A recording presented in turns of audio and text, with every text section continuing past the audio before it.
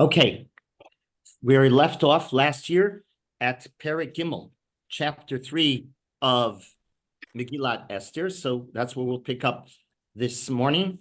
And the topic is Haman comes to power. Chapter 3 is all about Haman coming to power. And it's in this chapter that the Megillah gives us an insight into Haman's real hatred of the Jew. Why does he hate him?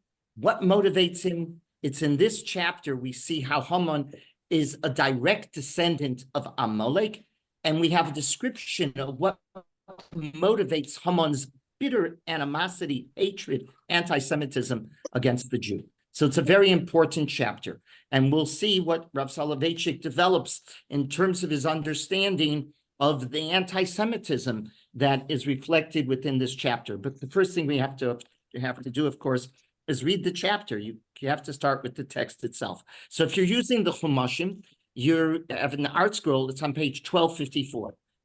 The art scroll, little secret, the art scroll has the Chamesh Megillot in the back. You don't need any other sefer on the Yom Tovim when we do a Megillah. It's right there. Okay, so 1254, Perek Gimel. Achar hadvarim ha'ela, Gidal hamelech Achashverosh et Haman ben Hamdata Agagi vayinasehu vayasem es kiso me'al kol hasorim asher ito. After these things, King Achashverosh promoted Haman. Like we said, this is a chapter of Haman's rise to power. Who is Haman? Haman was the son of Hamedata Agagi, and vayinasehu, and advanced him. He sat his seat above all of the other officers with him. Pasuk base. V'chol avdei hamelech asher b'shar hamelech korimu mishtachavim lahaman ki chen tziva lo hamelech. Now all of the king's servants at the king's gate would bow down and prostrate themselves before Haman, for this is what the king had ordered. He had commanded. Mordechai, but not when Mordechai lo yichra v'lo yishtachave. Mordechai would not bow down, nor would he prostrate himself. Pasuk Gimel. Vayamru avdei hamelech asher b'shar hamelech leMordechai. Madu ata overis mitzvat hamelech. So the king's servants, seeing this, right, they saw that Mordechai revolted. Mordechai would not bow, so they challenged him, and they said to Mordechai, "Why do you disobey the king's command? Why aren't you bowing?" And this just didn't happen once. The Megillah is telling us every day, right? They said this to him day after day, and he did not heed them. He refused to bow. So now they reported to Haman, and they reported to Haman to see whether Mordechai's words would avail, for he had told them that he was a Jew. And Haman saw for himself that Mordechai wasn't willing to bow, wasn't willing to prostrate himself, and this filled Haman with rage.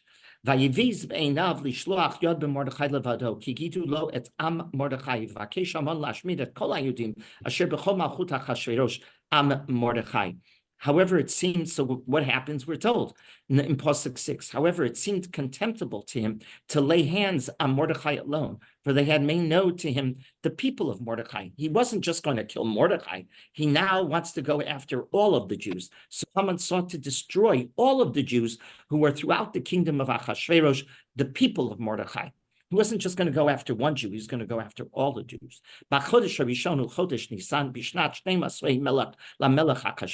He built pur hu agarol lifnei Haman miyom liyom mechodesh lechodesh shnei masaru chodesh Adar. In the first month, which is the month of Nisan, in the 12th year of King Achashverosh, a lot was cast in the presence of Haman from day to day and from month to month to 12th month. It landed on the 12th month, which is the month of Adar. So they did a pur, right? They did a lot. They played a game. And we'll see how this will all end. And it ends up on Adar. Vayomer Haman lamelech Achashverosh.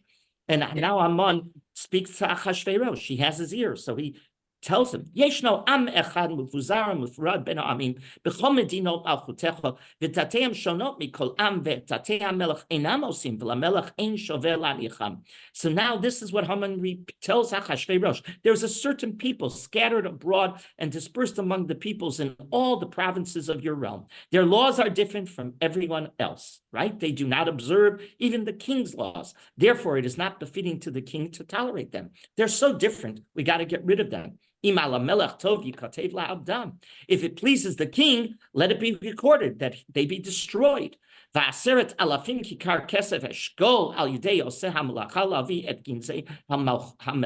And I will pay, Haman offers now, to pay 10,000 silver talents into the hands of those who perform the duties for deposit in the king's treasury, right? He's willing to pay the right to kill. So he's going to give these 10,000 coins. So now the king is so impressed, he takes off his signet ring from his hands and he stamps. This is the law of the land, right? And he gives it to Haman, the son of the Hamadata, the Agagite, the enemy of the Jews. Then the king said to Haman, the silver is given to you, the people also to do with it as you fit. Pasuk Yud Beis. Vayikru Sofrei HaMelech b'chodesh harishon b'shlosh asar yom bo vayikasev k'chol asher tziva Haman el hashtarpanei HaMelech ve'el hapachot asher lamedina medina ve'el sarei ha'am va'am medina u'medina kichtava va'am va'am kilshano b'shem HaMelech Achashverosh nichtav v'nechtam b'tabat HaMelech. And Pasuk 12. The king's secretaries were summoned on the 13th day of the first month, and everything was written exactly as Haman had dictated to the king's satraps, to the governors of every province, to the officials of every people, each province in its own script. In other words, it's going everywhere, right? Everybody will understand it. It's being written, a big empire. So it has to be written in numerous languages, and it's being written in numerous languages to each people in his own language, in King Achashverosh's name as it was written, and it was sealed with the king's signet ring. Pasuk Yukim v'nishlach svarim biyad haratzim hakom l'Yonah melech hashmid laharog l'abed et kol hayudim minar v'ad zakein taf enoshim b'yom echad b'shlosh asar l'chodesh shnei asar v'chodesh hadar u'shlolam lavos. Letters were sent by the carrier to all the king's provinces to destroy, to slay, to exterminate all the Jews, young and old, children and women, in a single day, the 13th day of the 12th month, which is the month of Adar, and to plunder their possessions. The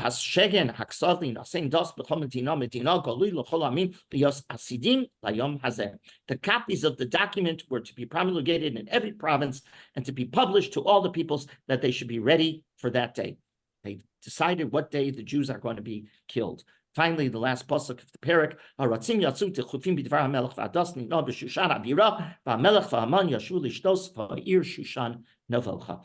The couriers went forth hurriedly by the order of the king, and the edict was distributed in Shushan, in the capital. The king and Haman sat down. What was their response? They sat down to drink, but the city of Shushan was bewildered. This is the parak, okay? Haman clearly is the one who is now going to be appointed. He has been raised to this point of stature by King Achashverosh. Now the Rav looks at this and analyzes. What we want to understand is what motivates Haman's anti-Semitism. What can we learn from this? One second, I thought everybody was admitting. Okay, what can we learn pertaining to Haman's hatred of the Jew? So take a look at Pasuk Beis. Remember, the Rav doesn't read the Megillah nor Chumash as we learn every week together. He doesn't read it like Rashi. He doesn't go pasuk by pasuk, word by word. That's not the Rav's approach. The Rav is taking a gestalt approach of the entire chapter, and he then focuses in and sees what we can determine from these important statements in the chapter, that we can build a picture of the topic at hand. What motivates Haman's anti-Semitism? So the Rav notes, go to Pasuk Beis, right away. The Chol Avdei HaMelech Asher B'Shar HaMelech Korim U'Mishtachavim LaHaman Ki Chen Tziva Lo HaMelech. Everybody else is bowing, right? But Mordechai Lo Yichra V'Lo Yishtachaveh. What tense is that? Is it present? Is it past or is it future? It's Future. It's future. And the Rav focuses on that. Mordechai is being described in the future. The Rav notes that that is crucial to understanding the tension between Mordechai and Haman. If it had been written in the past, what would you describe this as? A historic comment. Mordechai didn't. Everybody else did, but Mordechai didn't. By using the future tense, the Rav notes the Megillah isn't recording history, but rather it's sharing with the reader a true insight into what makes Mordechai tick. What's motivating Mordechai? We see this as a pattern of a behavior. Lo yichrav, lo yishtachaveh. And it's the characteristic feature which makes Mordechai the man he is. So what is it? We're going to talk about that. He didn't bow. Never would he bow. Not now, not in the past, nor in the future. It was the antithesis of Mordechai to bow to anyone, not because he was opposed to idolatry. Mordechai could not come to the conception that you bow to anybody but whom? Nobody rules over anybody. HaKadosh Baruch Hu is our king. Rather, this is what it's teaching us. They knelt, everybody else knelt, and they bowed. They did. The Rav argues the present tense is used to describe everybody else because they mentally chose to agree to bow. Everybody else is in the present bowing. Mordechai won't do it now, never did it, and never will, because Mordechai understands he possessed a strong personal value of not to bow to anyone. You only bow to God. If you bow to anyone else, you humiliate yourself, because we were all created in the image of God. We are all equal in the image of God. Therefore, there's only one power that we bow to, and that is to HaKadosh Baruch Hu. In other words, the Megillah is doing what? It's setting up for us the battle of the two giants, if you will, the two characteristics that dominate this entire book. And they are, on the one hand, Mordechai, on the other hand, Haman. And here, by just the tense that the Megillah is using, it's demonstrating, okay, we're now going to see this battle of Mordechai and Haman. On the one hand, Haman is the total opposite of Mordechai. And this description is being offered via the psyche of Mordechai. Now go on. That's number one. Notes. Number two, in this chapter, you jump to Pasuk Zion. And here the Rav notes something fascinating. B'chodesh harishon hu chodesh Nisan. It's the first month, the month of Nisan. Bishnat shnei esrei lamelech Achashverosh. It's the 12th year of Achashverosh's rule. What do they do? What do they do? Hipil pur. Excuse me, let me turn this off. Hipil pur. What does that mean? Hipil pur hagarol. What do? They make a lottery. What's a lottery? A lottery is luck. It's totally unreasonable. It's an act that's totally unreasonable. It's not based on logic. It acts as if everything is an accident. A goral is an accident. Oh, I might win the lottery. I might not win the lottery. What are my chances of winning the lottery? We know that anybody with any sense of financial understanding doesn't play the lottery, because it's like kissing your dollars away. The chances that you're going to win are infinitesimal, right? So anybody with a sense of logic knows you don't play a goral. What do? They play the goral. The goral is throwing lots. Purim and the book of Esther document the story of man's vulnerability. How do we respond to the vulnerability? Judaism rejected, Rabbi Soloveitchik notes, the Greek approach to our fate. The Greeks thought fate was absurd, ruthless, and indifferent to man. That's exactly how Greek philosophy thinks of fate. It's ruthless, absurd, and indifferent to man. 2 seconds. Judaism rejects that notion. We believe who's in control? Yud-Kei Vav-Kei, HaKadosh Baruch Hu. Is there any unreasonableness to this? No, not at all. The difference is that we're not flying on the same level. HaKadosh Baruch Hu's in one strata, we're in a different strata. But God is using divine logic. We're just not at that logic, but it's still logical. It's totally logical. We believe God is in control and there's no unreasonableness to what happens. Man wasn't given the insight. That's what's important. We don't have the insight to understand the secrets of life. We don't. That's what we say. What do we say when we bury our loved one at the grave? Tziduk hadin. What's tziduk hadin? Hatsur tamim palo ki chol derachav emunah. What do we say right there? We don't understand why this happened. We don't understand because we're flying at this level. You're flying at this level. It's not the same level, but we accept Hatsur Tamim Pa'alo Kichol Drachav Emunah. Ein Avel Tzadik V'Yosharu.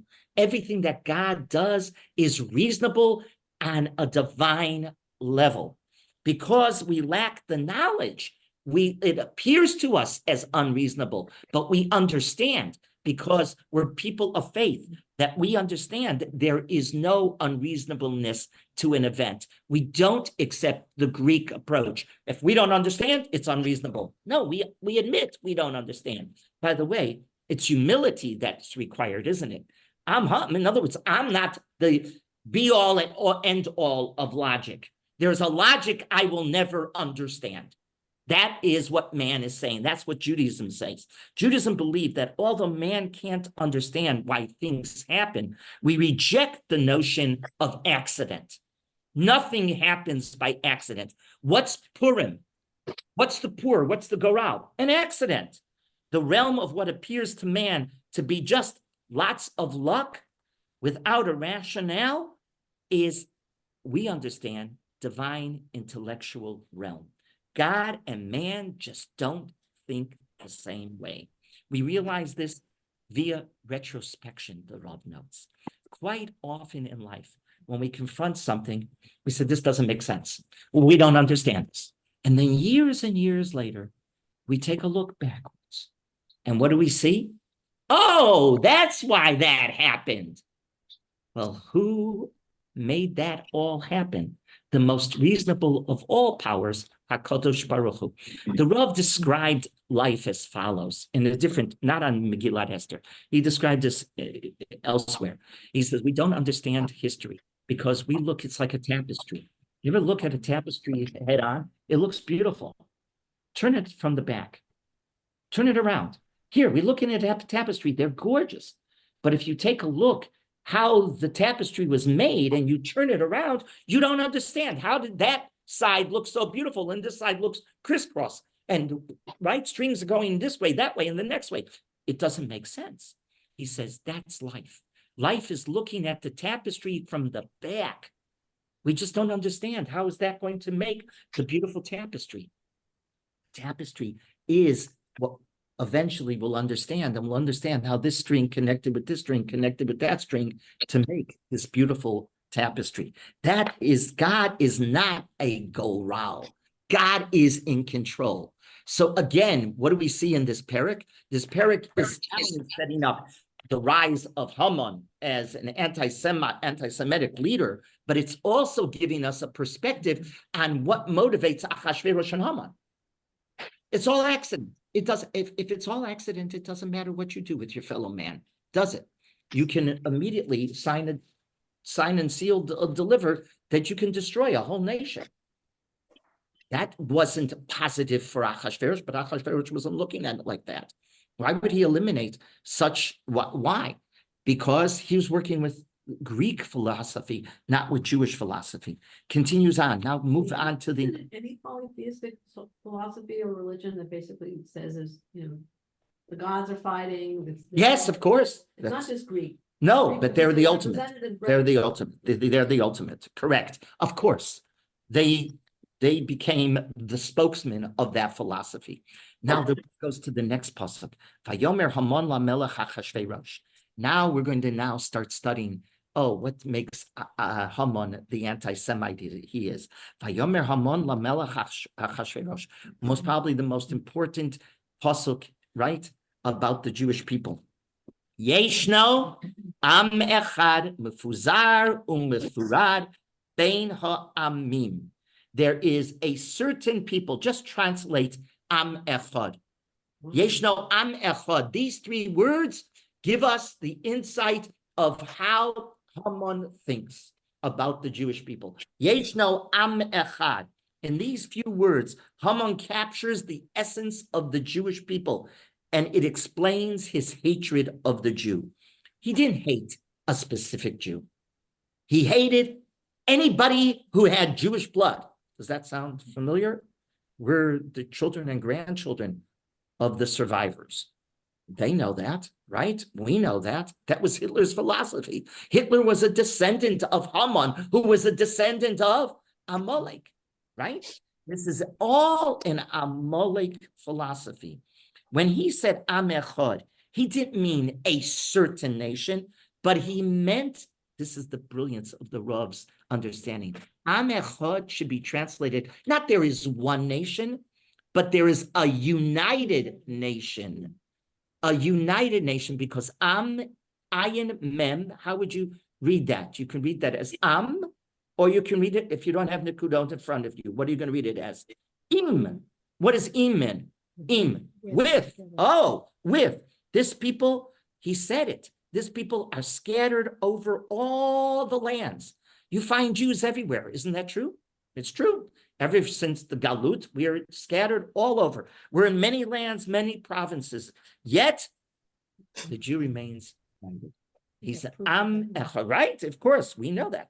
In the Rav's words, listen to this beautiful description of the Rav gives. I'm quoting the Rav. The fact that we live in so many countries, speak so many languages, dress in a variety of ways, have different concerns, don't we? Do not even know each other, does not deter Haman from looking upon us as a united people. And Haman was right. We're an Am Echad. We're the Am, we're the nation that is together. Haman was created. It was correct. If a Jew somewhere in the world is suffering, we hear it. We hear it and we respond. We see this right now. The Jews in Israel, we don't even know them, if you will. Most of them, we don't know them, but we respond as if they are our brothers and our sisters, because they are. We're Am Echad. Rav Asher Weiss noted this. He says in a beautiful lecture, he said, I just heard a beautiful lecture. He said, there's no other people like the Jewish people, right? There is no, Mi K'amcha Yisrael, Go Yachad Ba'aretz. There's no other people like us. Did anybody run? Did the Ukrainians run back to Ukraine when they were attacked? We didn't hear about anybody running to be with the Ukrainians. Yet, mission after mission after mission from all over the world come to Eretz Yisrael during a wartime.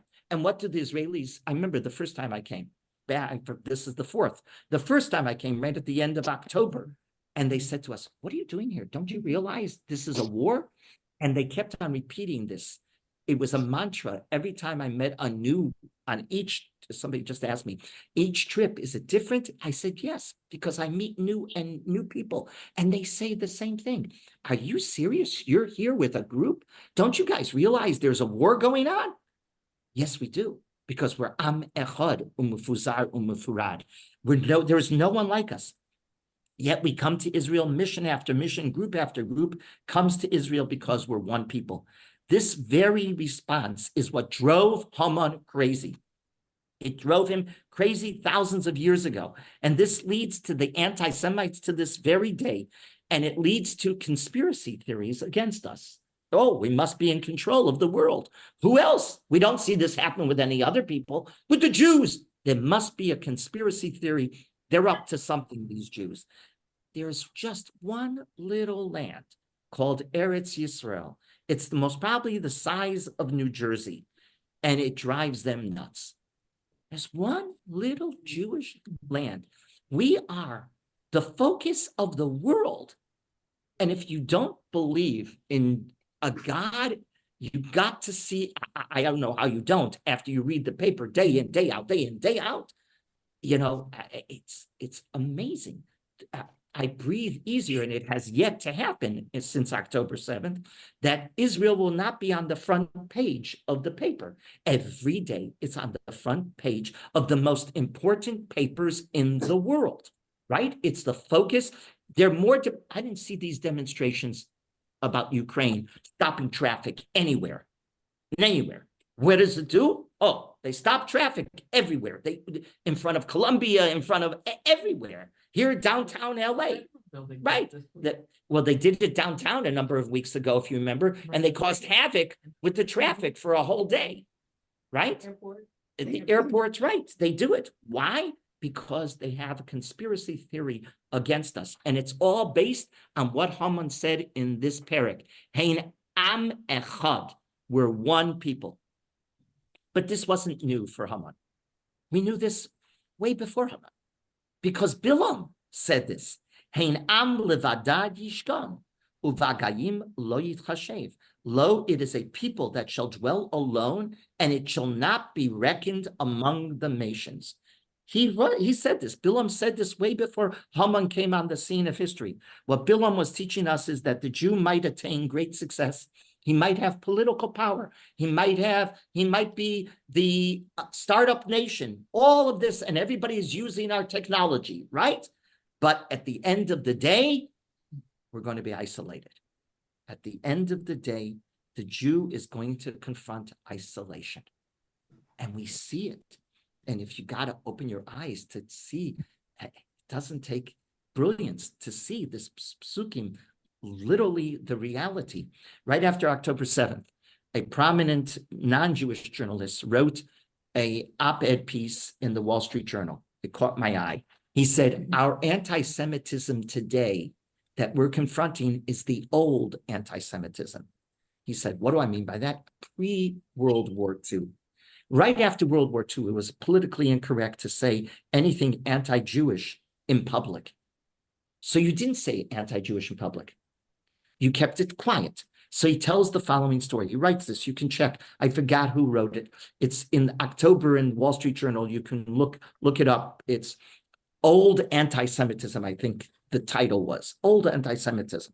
And he writes the following. I took my wife. He says, this was his first wife. I don't know what happened. Did a divorce or whatever, death, whatever. He says, it was my first wife. I'm non-Jewish. She was Jewish.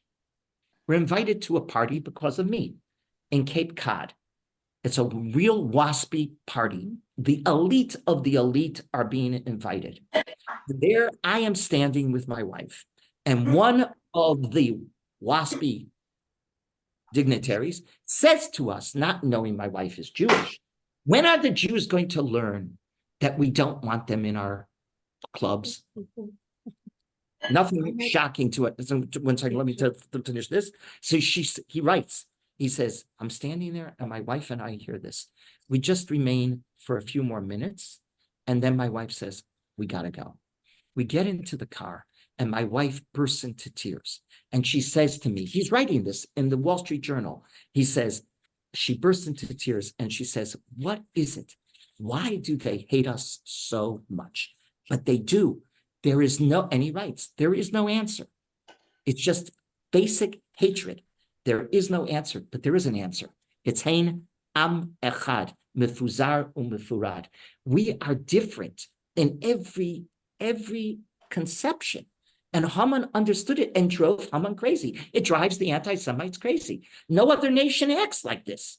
So it must be conspiracy theory. We must be doing something, right? We must be up to something. No, it's Am Echad. Am, as the Rav notes, it's Im. We're with each other. We believe we're brothers and sisters and we respond accordingly, but there are no other people that do this. None. And that's the essence of the hatred. If you want to know the essence of the hatred, it's in this pasuk. Hein am echad mefuzar umefurad ben ha'amim. Yes.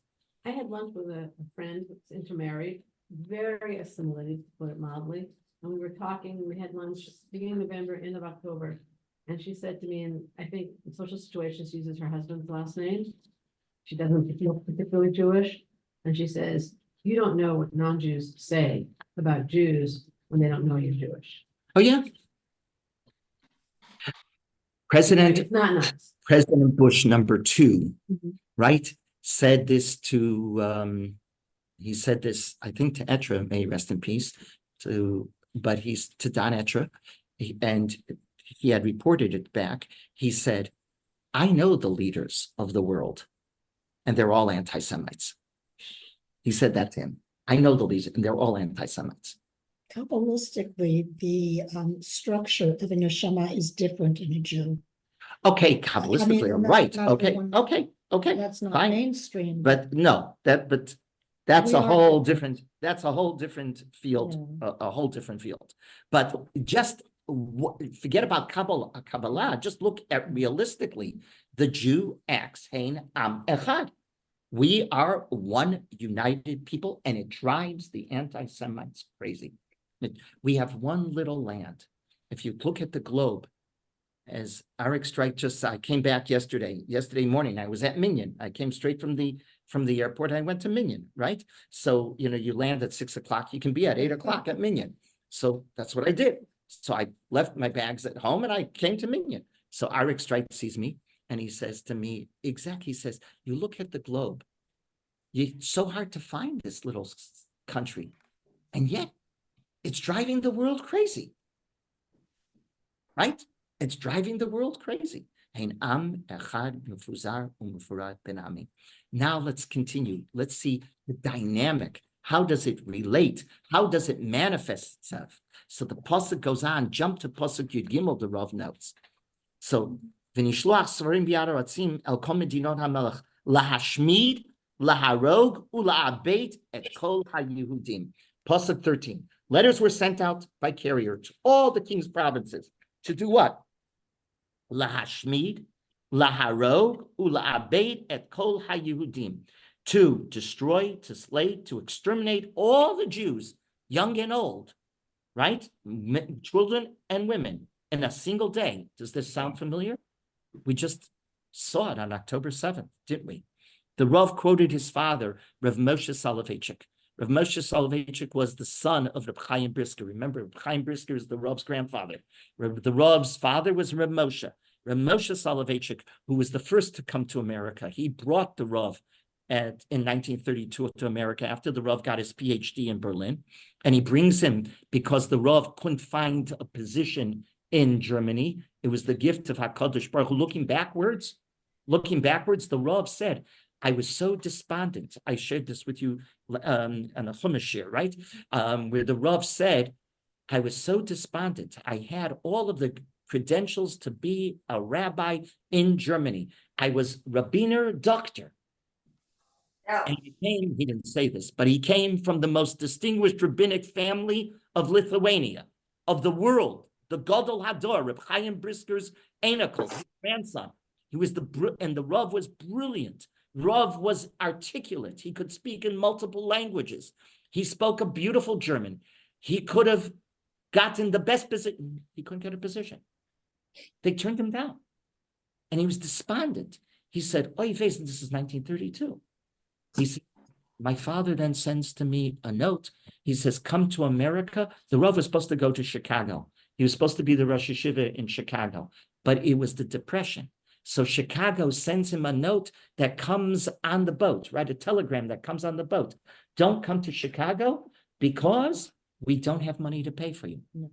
So the Rav doesn't go to Chicago, which was a bracha on its own right. And the Rav goes, and the Rav's father finds him a position in Boston. And the Rav becomes the successor to his father, the greatest Rosh Yeshiva in the 20th century. He gave more smicha than any other rabbinic figure. This was a gift from HaKadosh Baruch Hu, but we only see it retrospectively. And the Rav said this. It's in this machzor on Yom Kippur. The Rav says, we daven for please, please, please, and if we don't get it, we feel depressed. Only later do we realize maybe HaKadosh Baruch Hu was berachamim and he rejected our tefillah. He said, if I would have stayed in Germany, I would have gone up a chimney. Right? The chances of my survival were almost nil if I would. But in 32, remember, when does Hitler come to power? January 30th, 1933. This is in 32, 1 year before he comes to power, and he can't get a job. So he has to come to America, and he comes to be the gift of Klal Yisrael, and orthodoxy, Torah world is on his shoulders because the Rav was able to articulate the position of orthodoxy to the modern American Jew like no one else. What a gift. And he was despondent about it. What am I going to do in America? He had to learn a new language, didn't he? And he became a master of that language. Nobody spoke like the Rav. You know, all a gift. So the Rav notes, his father, Moshe, says Amalek, listens to this, is very important after October 7th. Amalek still exists to this very day, his father said in the name of his grandfather. Amalek wasn't a nation that disappeared. Whenever a people or a group rises up and wants to destroy the Jews, they are Amalek. Hamas is Amalek. It's as simple as that. When they are motivated to fulfill the pasuk in Tehillim, Perek Pei Gimel, pasuk Hey, Amru lechu v'nachidei migoy v'lo yizacher Shem Yisrael od. Come and let us cut them off from being a nation. The nations of the world say about the Jew, let's cut them off from being a nation, that the name of Israel may no longer be remembered. They're Amalek. They're Amalek. They have achieved the status of Amalek. The Radvaz, a commentary on the Rambam, notes that when he discusses, when the Rambam discusses the Zion Umamos, the 7 nations that in Canaan that were biblically instructed by Yoshua to wipe out, to destroy, right? They no longer, the Rambam writes, they no longer exist. The Zion Umos that the Torah mentions that Yoshua is to come in Sefer Yoshua to come to wipe them out, they no longer exist. The Rambam writes, but their memory has long since perished. When he's talking about the Zion Umos, he says their memory has long since perished. The Radvaz explains, why does the Rambam write about the Zion, the nations that existed in Canaan when Yoshua came? It's based on a statement of Rabbi Yoshua in the Mishnah in Yodayim, Perek Dalid, Mishnah Dalid, that states, and I quote the Mishnah, Sancheiriv, king of Assyria, came up and intermingled all the peoples. After we were sent into Golus, right before the Churban Bayis Rishon, remember, we're divided people, right? By that time, where Yehuda is Melech Yehuda, and then there's Melech Yisrael. 10 tribes are in the north, and the rest of us, Yehuda and Binyamin, are in the south. Yehuda and Binyamin create Melech Yehuda, and then the 10 tribes. Well, the 10 tribes were taken into Golus way before the Churban Bayis Rishon. When they were taken into Golus, the Sancheriv came along and he replaced, there was an empty part of the country. So who did he bring? He brought foreigners, the Kutim, into Israel, and he let them take over the northern part of Israel. They did convert, didn't convert. That's a whole discussion in the Gemara, not for now. But that's what he does. And he intermingles all of the peoples together. So the Rambam, based on that Mishnah, says the Zion Umos are gone. The Jews are gone. The 10 tribes were intermingled. We were intermingled. Everybody was intermingled, and the Zion Umos disappeared. Okay, that's what the Rambam writes by the Zion Umos. But then in Hilchos Melachim, which is the chapter, the section in the Rambam that deals with the Messianic age, the Rambam writes in Perek Hey, Mishnah, Halacha Hey, he says, talking about Amalek, suddenly these words are missing. He doesn't say their memory has long since perished. He said that by the 7 nations, but he didn't say that by Amalek. The Radvaz says, you know why he didn't say that? Because they never disappeared. They still exist. He didn't say it because Amalek is still in existence. As the pasuk in the Torah says, the Lord will have war with Amalek from generation to generation. Amalek is midor dor, generation to generation. Amalek will not be destroyed before the coming of Mashiach. With the coming of Mashiach, then Amalek will be destroyed. The Rav noted that each of us has a mitzvah to blot out the remembrance of an individual Amalekite. How do we do that? We do that by Parsha Zohar. We have an obligation to remember individual Amalekites. And how do we do that? We do that each year on Parsha Zohar. As a nation, we also have a mitzvah. That's an individual. Each one of us has to hear Parsha Zohar to remember these individual Amalekites. But then the nation, Klal Yisrael, has another mitzvah. This mitzvah is going to battle against Amalek. When they want to destroy us, we have to go to battle. That's why, just as an aside, and I've shared this with others, it's a mitzvah to fight Amalek. Mid'araisa. Correct? We must, as a nation, obliterate them. We must go and fight them, which leads me to believe I don't understand how the Haredi community is not involved in this battle. I don't get it. I honestly, it's my ignorance because I just don't get it. There are Gedolei Yisrael that are not saying that they all have to enlist. Everybody has to enlist when you're doing what? A Melchemes mitzvah, and your enemy is Amalek. Clearly, that's what we got with Hamas and with Hezbollah. They are Amalek. They are interested, Lechu v'nachidem migoy, right? They are interested in wiping us off the face of the earth. What did Hamas say right after October 7th? We will do this again and again and again until we achieve our goal. And what's our goal? Our goal is not to conquer Israel. It's to get rid of the Jews. That's what their constitution says. They are Amalek. Therefore, it's a mitzvah to go to battle with them as a nation. If it's a mitzvah to go to battle with them as a nation, then everybody has to do what? The pasuk says, the chassan leaves his chuppah, if you will, and goes to battle. And the wife does what? The kala joins the battle by helping the whole war effort. That's what the pasuk says. We say that. I don't understand it. It's a milchemes mitzvah. So I mentioned this on this recent trip to some people, and somebody said to me, he agreed, another more yeshivish person, he says, I agree with you. So I asked somebody, and they said, well, this is not a milchemes mitzvah. I said, this is not a milchemes mitzvah? Then I don't know what a milchemes mitzvah is. You mean it's only a milchemes mitzvah when they arrive to the gates of Mea Sharim? I don't get it. I just don't understand They it. feel that davening is fighting them. Davening is davening. That's not what the pasuk says. The pasuk says, the Mishnah said, we say, chassan michupaso, the chassan goes from his chuppah. He leaves the chuppah and goes to battle. Okay? This was an aside. I just don't get it.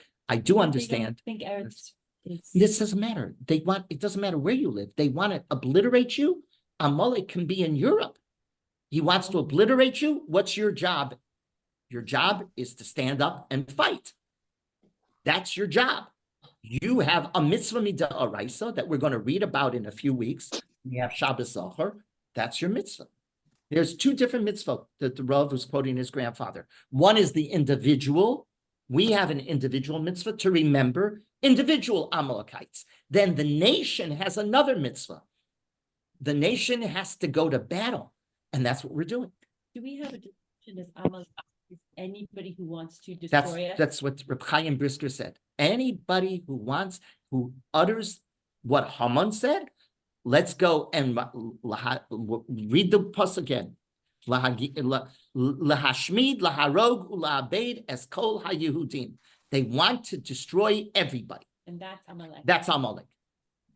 And the Rav said, he says they want to achieve the pasuk in Tehillim, Amru lechu v'nachidem migoy v'lo yizacher shem Yisrael od. This is Hamas. Come, let us cut them off from being a nation, that the name of Israel may no longer be remembered. That's the constitution of Hamas. Hamas is Amalek. There's no question about it. So yeah, I don't understand. I agree with you, Rabbi Muskin. I don't understand why the heads of these I don't understand. yeshiva sects are not saying something, or I don't understand it either. So they answered. So they told me that their response is it's not a milchemes mitzvah. And the guy looked at him and said, huh? It's not a milchemes mitzvah. What is a milchemes mitzvah?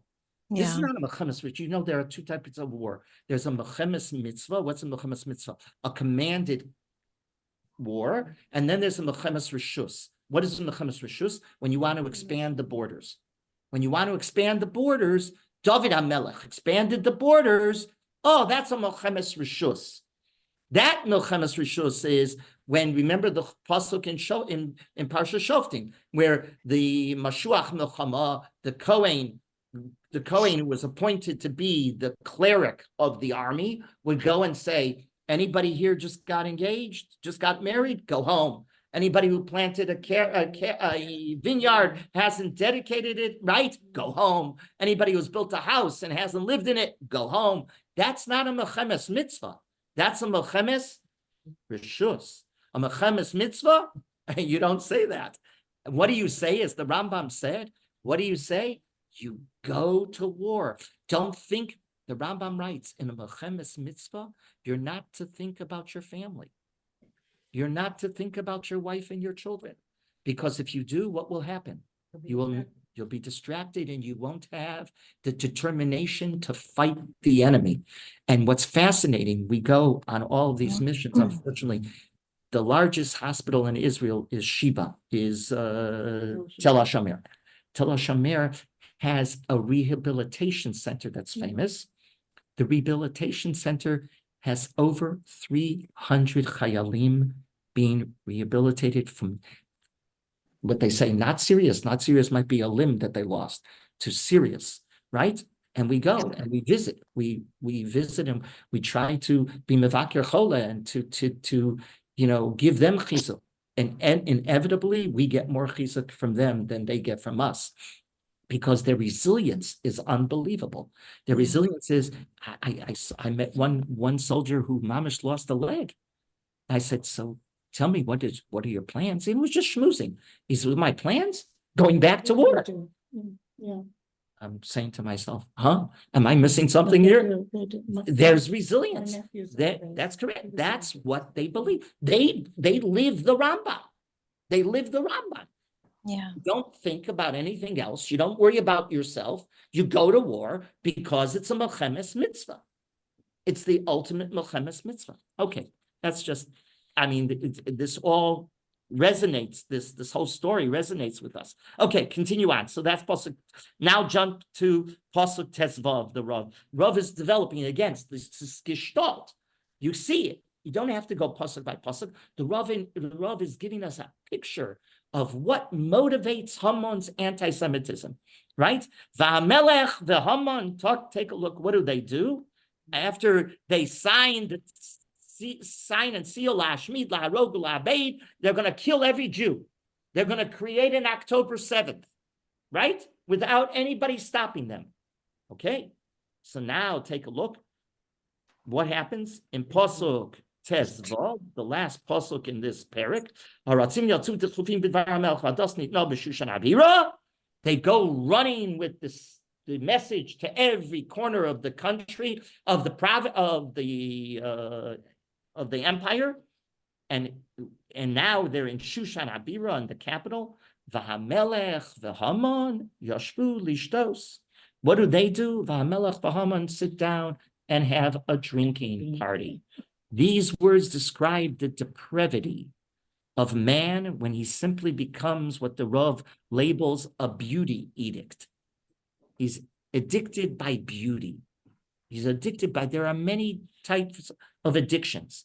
This is the addiction of beauty. The whole book of Esther depicts how Achashverosh was a connoisseur of food, drink, and women.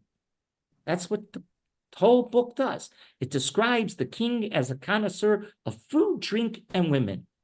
But what did this do for him, the Rav asks? Did it make him a better person? Did it make him a moral being? Put another way, this pasuk raises a sensitivity that the reader must ask. And in the Rav's words, would we say that his relationship to women was humane, decent, and ethical? Was there any element of genuine love, devotion, and understanding that emanated from Achashverosh? The question that all of this raises is, quote unquote, the Rav, is beauty good and is it cathartic by its very nature? Is beauty by itself good and cathartic by its very nature? In other words, beauty for the sake of beauty. What does that mean? That's what's being raised at this end of this parak. A very important philosophical question. Is beauty valuable just for beauty's sake? The Rav answered this question not philosophically, but by recounting the following story. The Rav says sometimes you don't have to answer things philosophically. The philosophy is on how you see people act. Open your eyes, or as the Gemara says, puk chazi, go out into the public square and see how people are acting, and you'll get your answer. And he says, during the German occupation of Vilna, the Rav recounts this story. The German occupation of Vilna during the Holocaust, there was a Gestapo official who was an accomplished musician. This isn't unusual, okay? He was an expert. This Gestapo official was an expert in Beethoven and Mozart. And yet, he was also an expert in killing children. While he sat at a piano in the courtyard of the Gestapo headquarters in Vilna, they lined up babies and children. Being ambidextrous, literally, this Gestapo leader, with his right hand, he played Beethoven's Moonlight Sonata, and with his left hand, it was reported that he shot to death innocent children. Love music, love Beethoven, Mozart, and Wagner. In Schindler's List, there's a scene during the liquidation of Krakow, right? The liquidation of Krakow's ghetto, where a little girl is hiding in a piano, and she's shot dead by an SS guard. As her little angelic body lays in a river of blood, if you remember that scene, another guard sits down to play that very piano where the baby was hiding. The first SS guard says, "Was ist das? Is it Bach?" The second SS guard says, "Nein, it's Mozart." First SS guard says, "Mozart?" Second SS guard says, "Yeah." And they both marvel at the exquisite music. That's in Schindler's List, right? He's picking up on this very historic fact that I just described to you that the Rav said about the Gestapo leader. With one hand, he plays Mozart on the piano. With the other, he shoots babies. The Rav remarked that this was not unique among Hitler and his entourage. There were many psychopaths and many maniacs who had a developed sense of beauty. They were accomplished musicians. They were accomplished art critics. They loved the beauty for the sake of beauty. Beauty for the sake of beauty did not make them any more. Howard? Their love of beauty did not weren't sensitized morally in any way. Their love of beauty did not protect them from committing the worst murders in the world. But Rabbi Y.Y. Jacobson recently wrote a similar comment. I saw this in a online that he had. He noted, and I quote the Y.Y. Jacobson. This is his words. The gas chambers were not invented by primitive, barbaric, and illiterate people. To the contrary, this people excelled in the sciences and the arts, but nevertheless sent 1.5 million children, 4.5 million adults to their deaths solely because they had Jewish blood flowing in their veins. SS guards would spend a day in Auschwitz gassing as many as 12,000 human beings, and then would return home in the evening to pet their dogs and laugh with their wives. As the smoke of children ascended from the crematorium, these charming romantics would enjoy good wine, beautiful women, and moving music of Bach, Mozart, and Wagner. They murdered millions of innocents in the name of a developed ethic, and they justified genocide on purely rational grounds. That's how they acted. Did beauty make them more moral? Not at all. And that's what this pasuk is. It's brilliant. He says, so what did they do? They were connoisseurs of the best wines. They could tell you what the best wines and what the best scotches were. Did that make them moral? Not at all. Elie Wiesel once asked the Lubavitcher Rebbe, who himself lost many members of his own family, the Rebbe lost during the Holocaust, how Elie Wiesel challenged the Rebbe once in a conversation. He said to the Rebbe, how could you believe in a God after Auschwitz? If God existed, Wiesel asked, posing the single greatest challenge to faith, how could God ignore 6 million of his children dehumanized and murdered in the cruelest fashions? That's what Elie Wiesel asked the Rebbe. The Rebbe responded, Y.Y. Jacobson says, by shedding a tear and then replying to Wiesel, in whom do you expect me to believe after Auschwitz? In man? It's brilliant. And whom do you expect me to believe after Auschwitz? In man? All of this is what is reflected in this description at the end of this parak. V'hamelech v'hamon yoshvu lishtos. They enjoyed the good life, beautiful life. But beauty for the sake of beauty, is there anything good about that? Obviously, the answer is no. And we respond. The Megillah is challenging us on so many different levels. Here's another challenge that the Megillah, in just a few words, is challenging us to think about. What is the role of beauty in our lives? Beauty for the sake of beauty is worthless. Beauty for the sake of beauty, if it makes the world better, is crucial. Finally, Va'ir Shushan Novocha, and just let's quickly end here. Va'ir Shushan Novocha, the town of Shushan stood Novocha. What's in horror? What does that mean? The Rav understands this as reflecting the response of the Jewish community, in particular Shushan. The Jew was naive, has a naivete that he believes that man will never act like a beast. We believe in the goodness of man. We intuitively believe in the inherent of man is good. He has a divine spark that makes him a moral creature. That's what the Jew believes. This pasuk reflects that we have to learn that we cannot be blind to the demonic that exists in certain men. Here we see the traumatic response of the Jew in Shushan, in Persia, confronting this reality. They were confronting head-on the reality of a total Amalek-like confrontation. Haman, they met as a direct descendant of Amalek, and we saw it October 7th. And these kibbutzim many of them, not all of them, some of them are dati, few of them, most of them are left-wing kibbutzim, and they now confronted Va'ir Shushan Novocha. They were confused. Let me just quickly, because I have to run, let me just finish off. The Rav described Amalek as follows. Who is Amalek? The Rav says he's the personification of total evil, for whom immorality has become the norm. Amalek is obviously more than a Bedouin tribe. He's more than a particular group, nationality, or people. He is every man gone berserk who has shed his divine image for that of Satan. This is what the Torah instructs us to remember on Purim, on Shabbos Socher. We're commanded to not forget Amalek. We saw it with our own two eyes on October 7th. The leaders of Hamas are descendants of Amalek for this very reason. And those left-wing kibbutzim and moshavim have to confront it head-on. They have the naivete of that the Megillah is mentioning. They thought, hey, can man be so immoral? And the answer is yes.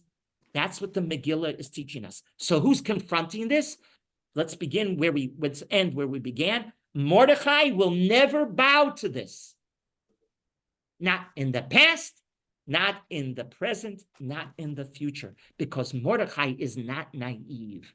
Mordechai knows, yes, we believe that man is created in the image of God, but we know that man could shed that. And how does he do that? By representing himself as beauty for the sake of beauty. If beauty doesn't improve our lives, it is worthless. Okay, this is what this Perek Gimel of Haman Rising will continue next week on Perek Dalet, and we'll continue seeing how the Rav understands the Megillah. Okay? Thank you. Okay. Thank you, Rabbi Everybody- Muskin. You're Thank welcome. you. Thank you. Okay. Everybody should have a wonderful day. Amen. Thank Have a you, good day. Rabbi. Have a lovely day. Okay. You too, Rabbi. Who was the last quote by personification total evil?